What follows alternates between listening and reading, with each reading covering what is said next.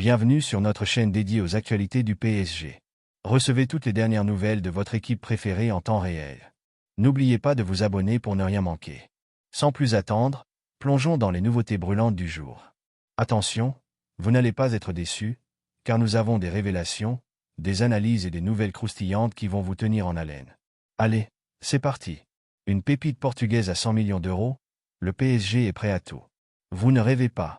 Le PSG est en feu et ça se passe du côté du Portugal. Alors qu'on pensait que le Paris Saint-Germain était resté discret lors du dernier mercato estival, eh bien, il y a eu de l'agitation en coulisses. En effet, les champions de France ont tenté d'arracher la signature d'une des plus grandes pépites du football européen, et cette pépite n'est autre que Giovanni Canda. Oui, vous avez bien entendu. À seulement 17 ans, ce jeune prodige portugais fait déjà tourner les têtes dans toute l'Europe, et le PSG ne veut pas rater le coche. Mais pourquoi tant d'engouement autour de lui? Vous allez comprendre pourquoi les Parisiens sont prêts à casser la tirelire pour ce talent incroyable. Giovanni Canda. Ce nom ne vous dit peut-être pas grand-chose pour le moment, mais préparez-vous à l'entendre très souvent dans les années à venir. Ce jeune joueur évolue sous les couleurs du Sporting Lisbonne, un club réputé pour former des talents exceptionnels. Ailier droit, gaucher, capable de jouer aussi bien en attaque qu'en défense, Canda est un véritable couteau suisse sur le terrain, et ça, Luis Enrique l'a bien remarqué. Mais alors, que s'est-il passé? Pourquoi le PSG n'a-t-il pas réussi à conclure cette opération? Eh bien, figurez-vous que l'été dernier, le PSG a fait une offre sérieuse pour s'attacher les services de Canda. À l'époque, la clause libératoire du joueur était fixée à 45 millions d'euros. Une somme certes conséquente, mais largement accessible pour un club de la stature du PSG. Le problème? Le Sporting Lisbonne a pris les devants en prolongeant le contrat du jeune prodige jusqu'en 2027, faisant grimper sa clause libératoire, un roulement de tambour. 100 millions d'euros. Oui, vous avez bien lu, 100 millions d'euros. Une somme qui pourrait refroidir certains clubs, mais pas le PSG, qui garde toujours un œil sur le dossier et pourrait revenir à la charge lors des prochains mercatos. Le jeune Canda, courtisé également par plusieurs clubs de Premier League, fait partie des priorités du club de la capitale. Est-ce que le PSG passera à l'action lors du prochain mercato? Ce qui est sûr, c'est que ce dossier est loin d'être clos, et il est probable que le PSG tente à nouveau sa chance. Mais attention, les prix montent rapidement pour les jeunes talents de cette envergure, et si le PSG veut s'offrir cette pépite, il devra sans doute aligner les zéros. En tout cas, une chose est sûre, Canda est un joueur qui attire toutes les convoitises, et le club de la capitale devra batailler ferme pour s'assurer ses services. Bonne nouvelle pour Luis Enrique, un joueur clé reste pendant la trêve internationale. Passons maintenant à une nouvelle qui devrait ravir les supporters parisiens, et surtout Luis Enrique. Alors que la plupart des joueurs du PSG sont appelés à rejoindre leur sélection nationale lors de cette trêve internationale, un joueur habituellement convoqué reste à Paris. Vous l'avez peut-être deviné, il s'agit de Matvei Safonov, le gardien russe du PSG. Safonov, titulaire régulier dans les cages du Paris Saint-Germain, ne rejoindra pas la sélection russe lors de cette trêve internationale d'octobre. Officiellement, la raison évoquée par la fédération russe est l'absence de matchs confirmés dans les semaines à venir. En effet, depuis l'invasion de l'Ukraine en 2022, la Russie ne participe plus aux compétitions officielles, se contentant de quelques matchs amicaux contre des équipes de second rang, comme la Biélorussie ou le Vietnam. Mais en réalité, il semblerait que la véritable raison de l'absence de Safonov soit d'ordre privé. Le joueur est en effet actuellement en plein conflit juridique avec son ex-femme, Anastasia Kazachek, concernant des arriérés de pension alimentaire. Selon plusieurs médias russes, cette situation pourrait entraîner une interdiction de quitter le territoire russe, un risque que Safonov préfère éviter en restant à Paris pendant cette période. Cette situation complexe a des répercussions tant sur le terrain qu'en dehors. Bien qu'il ait déjà disputé quelques matchs cette saison avec le PSG, Safonov reste pour l'instant le second choix derrière Gianluigi Donnarumma. Luis Enrique apprécie cependant son potentiel et son professionnalisme, et le fait de pouvoir compter sur lui pendant cette période pourrait s'avérer bénéfique pour les entraînements et les préparations des matchs à venir. Du côté de la fédération russe, les choses sont encore floues. Si le sélectionneur des gardiens, Vitali Kafanov, minimise les rumeurs autour des problèmes juridiques de Safonov, il est évident que cette situation pourrait freiner sa carrière internationale, du moins à court terme. La Russie n'a plus de matchs officiels programmés, mais si Safonov veut revenir sur la scène internationale, il devra d'abord régler ses problèmes personnels. Les révélations choc de Victoriano Melro sur le futur stade du PSG. Chers fans du PSG, tenez-vous bien, car ce qui suit pourrait bien bouleverser l'avenir du club. Victoriano Melro, le directeur général du Paris Saint-Germain, a fait des révélations explosives concernant l'avenir du Parc des Princes, et elles ne vont pas passer inaperçues.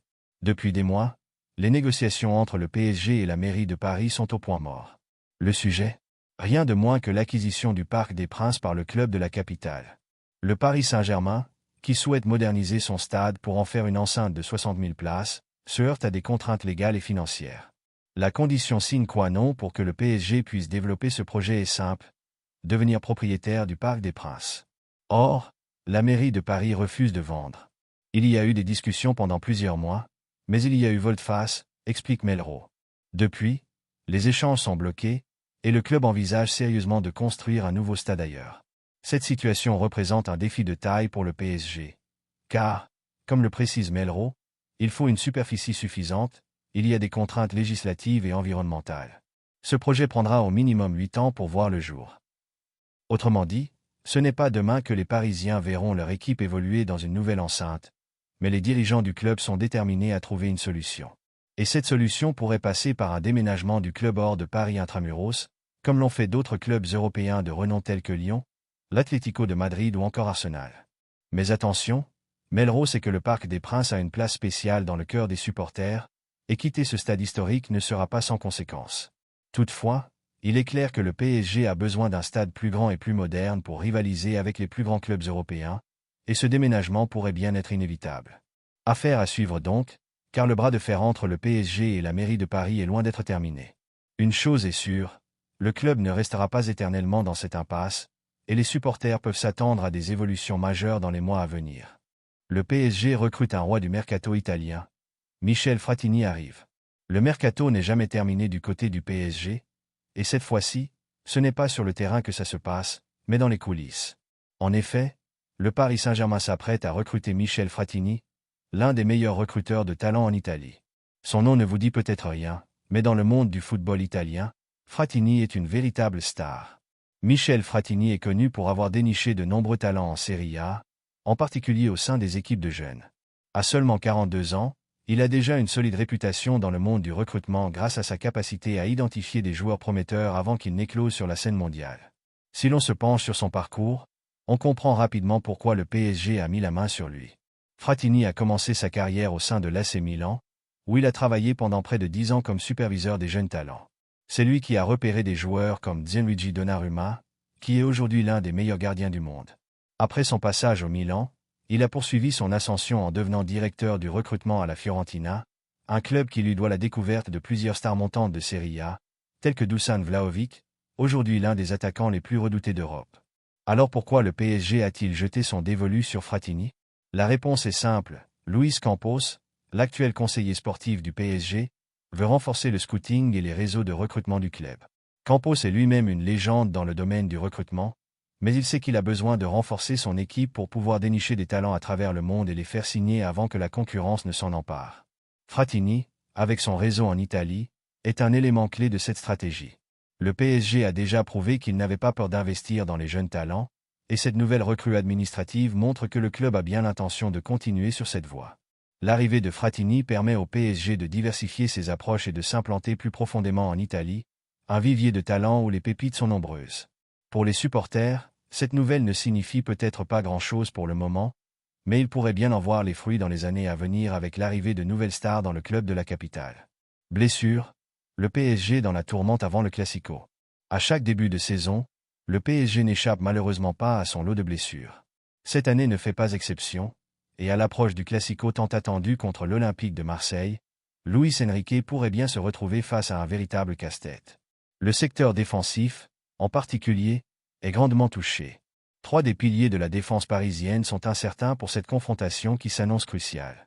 Marquinhos, le capitaine emblématique, est en proie à des douleurs musculaires qui l'ont empêché de participer aux dernières séances d'entraînement. Sa présence est essentielle, non seulement pour sa qualité de jeu, mais aussi pour son leadership sur le terrain. Le PSG sans Marquinhos, c'est une défense orpheline de son leader naturel.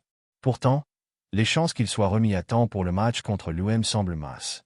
Selon des sources internes, le staff médical du PSG pourrait décider de ne pas prendre de risques avec le Brésilien, afin d'éviter une aggravation de sa blessure. Mais ce n'est pas tout. Presnel Kimpembe, qui vient tout juste de reprendre l'entraînement après une longue absence suite à une rupture du tendon d'Achille, est également en doute. Le défenseur central formé au club a montré des signes encourageants, mais il semble encore trop juste physiquement pour disputer un match d'une telle intensité. Luis Enrique pourrait être tenté de l'intégrer au groupe, mais là encore, prudence est de mise. Et pour couronner le tout, Achraf Hakimi, le latéral droit marocain, a ressenti une gêne au niveau de la cuisse lors du dernier match de Ligue des Champions. Le joueur est actuellement suivi de près par le staff médical, mais rien n'est encore certain quant à sa disponibilité pour le Classico. Hakimi est un élément clé du système de jeu de Luis Enrique, grâce à sa vitesse et sa capacité à se projeter vers l'avant. Son absence pourrait être un coup dur pour le PSG, d'autant plus que l'UM, revigoré sous la houlette de son nouvel entraîneur, a montré qu'il savait exploiter les failles dans les couloirs adverses.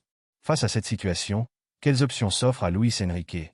Le coach espagnol pourrait devoir faire confiance à des jeunes comme El Shaddai Bitshiabu, le jeune défenseur central formé au club, qui a déjà montré de belles choses lors de ses rares apparitions en équipe première. Nuno Mendes, le latéral gauche portugais, pourrait également être amené à jouer un rôle encore plus important si Hakimi venait à déclarer forfait. PSG espère toutefois récupérer certains de ses cadres à temps pour ce choc au sommet du football français. Un classico sans Marquinhos, Kimpembe ou Hakimi, c'est une rencontre où la défense pourrait être fortement déstabilisée, et l'UM ne manquerait pas de capitaliser sur cette situation. Ce match promet d'être un tournant dans la saison du PSG, et tous les regards seront tournés vers Luis Enrique et ses choix tactiques. Les tensions en interne, que se passe-t-il dans le vestiaire parisien? Le Paris Saint-Germain est souvent comparé à une poudrière, un club où les tensions internes peuvent éclater à tout moment. Et cette saison, il semble que le vestiaire parisien soit de nouveau en proie à certaines turbulences. Les dernières informations font état de tensions entre plusieurs joueurs majeurs de l'effectif, notamment dans le secteur offensif. D'après des sources proches du club, il semblerait que certains cadres de l'équipe ne soient pas satisfaits des choix de Luis Enrique. Le coach espagnol, connu pour ses idées tactiques novatrices et son management parfois intransigeant, a bouleversé certaines hiérarchies en place. Certains joueurs, habitués à être des titulaires indiscutables sous les précédents entraîneurs, se retrouvent aujourd'hui sur le banc, et cela commence à créer des frustrations. Luis Enrique, de son côté, reste ferme dans ses décisions et refuse de céder aux pressions, qu'elles viennent des joueurs ou de l'entourage du club. Mais cette rigidité pourrait avoir des conséquences à long terme, surtout si les résultats ne suivent pas. Le PSG est une équipe où les égos sont souvent surdimensionnés, et gérer un vestiaire aussi complexe est un véritable défi. Pour l'instant, rien de grave ne semble pointer à l'horizon, mais si ces tensions venaient à s'accentuer, elles pourraient affecter la dynamique du groupe, et donc les performances sur le terrain. En conclusion, le PSG à la croisée des chemins. Le Paris Saint-Germain traverse une période cruciale, tant sur le plan sportif qu'en dehors du terrain. Entre les blessures, les tensions internes, et les enjeux financiers et stratégiques liés au Parc des Princes, le club de la capitale est à la croisée des chemins. Luis Enrique et son staff doivent naviguer entre ces obstacles pour maintenir le cap et assurer une saison réussie. Les supporters, quant à eux, espèrent voir leur équipe briller sur tous les fronts, que ce soit en Ligue 1 ou en Ligue des Champions. Mais avec des dossiers épineux comme celui de Giovanni Canda, les incertitudes autour du futur stade et les possibles tensions dans le vestiaire, l'avenir du PSG est encore plein de défis. Ce qui est sûr, c'est que cette saison s'annonce palpitante, et que le PSG n'a pas fini de nous surprendre.